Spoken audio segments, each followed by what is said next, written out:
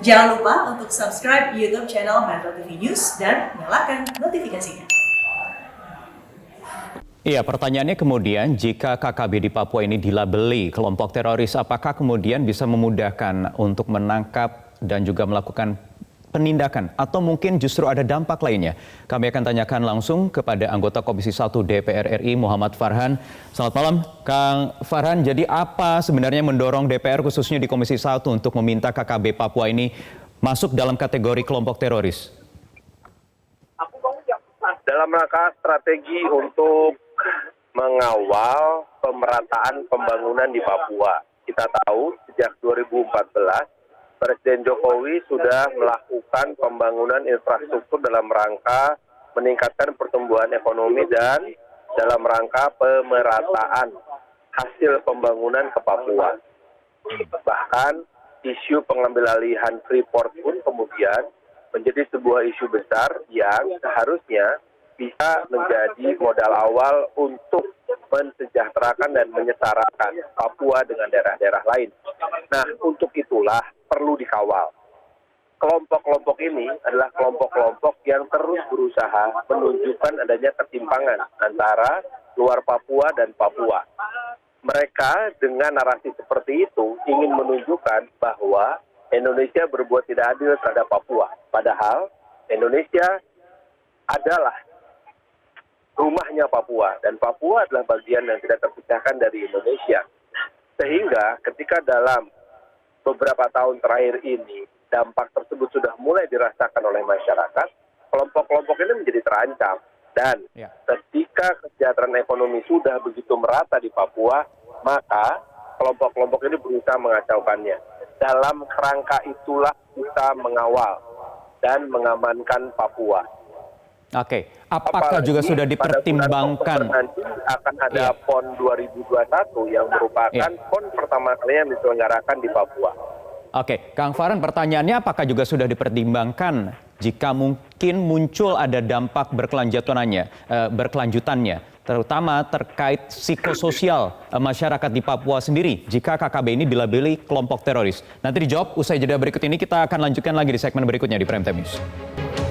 Baik, kembali di Prime Time News, saya akan kembali lanjutkan perbincangan bersama Muhammad Farhan, anggota Komisi 1 DPR RI dari fraksi Partai Nasdem.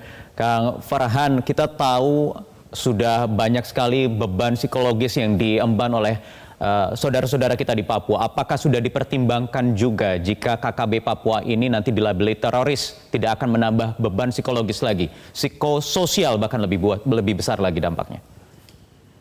Saya melihat sebetulnya apa yang terjadi dengan saudara-saudara kita di Papua ini adalah justru sebuah bentuk usaha dari kelompok-kelompok separatis ini untuk betul-betul membangun narasi memisahkan diri dari Indonesia. Padahal bukti sejarah, bukti budaya, bahkan juga dasar hukum menunjukkan bahwa Papua adalah bagian tidak terlepaskan dari Indonesia.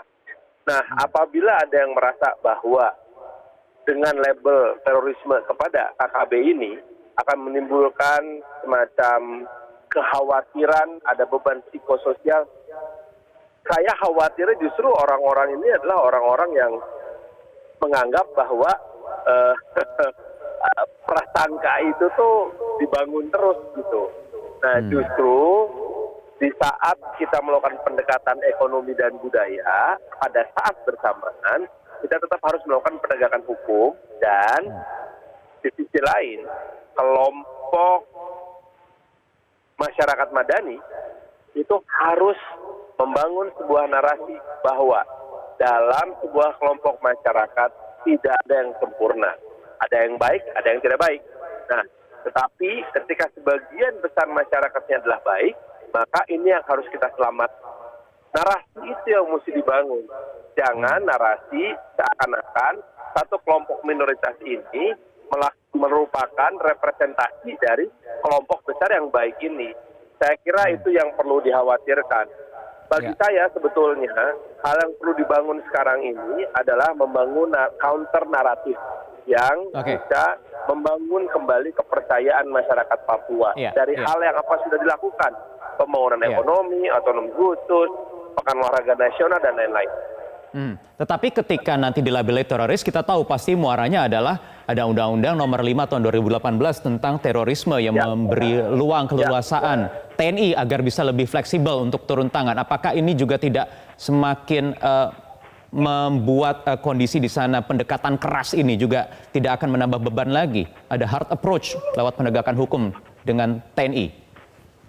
Penanganan hard approach menggunakan Undang-Undang Nomor 5 Tahun 2018 terbukti terukur dan tepat.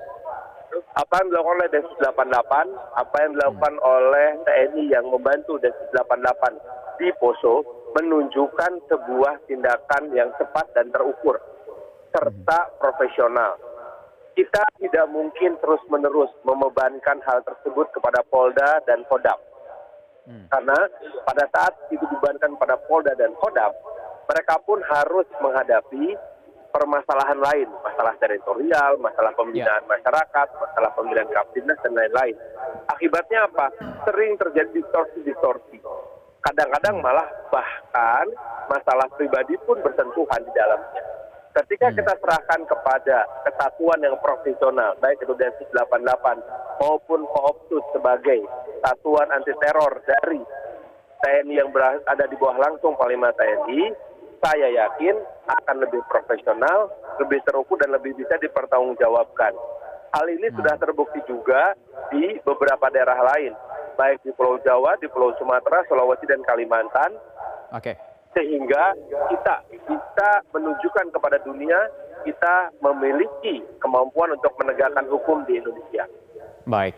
Kang Farhan, jadi sebenarnya dinamikanya sudah muncul bulan lalu ketika Komisi 3 DPR Bidang Hukum menggelar rapat kerja dengan BNPT, sudah mengemuka di situ. Bagaimana kelanjutannya, progresnya? Saya kalau di Komisi 3 kurang bisa mengomentari, tapi kalau dari sisi Komisi 1, Perpres tentang perlibatan TNI dalam penanganan masalah terorisme itu sekarang sudah tinggal ditandatangani oleh Presiden, sudah disetujui oleh DPR RI, di mana Perpres ini memungkinkan TNI untuk menjadi salah satu kekuatan dan kesatuan untuk menangani masalah terorisme di Indonesia, khususnya yang melibatkan terorisme internasional. Dan kita tahu sendiri bahwa kelompok-kelompok separatis teror di Papua ini tidak terlepas dari jaringan pembiayaan internasional serta jaringan organisasi-organisasi internasional. Apabila mereka dimasukkan ke dalam kelompok terorisme, kita bisa mendorong ke Amerika Serikat, New Zealand, Australia, Malaysia, dan Singapura yang memiliki fakta 5 negara pertahanan di Asia Pasifik tersebut, sehingga 5 negara tersebut bisa melakukan pencekalan dan bisa melakukan pembekuan terhadap rekening-rekening yang digunakan untuk pendanaan kelompok kekerasan bersenjata ini. Baik. Terima kasih Muhammad Farhan, anggota Komisi 1 DPR RI dari fraksi Partai Nasdem sudah bergabung bersama kami di Prime Time News.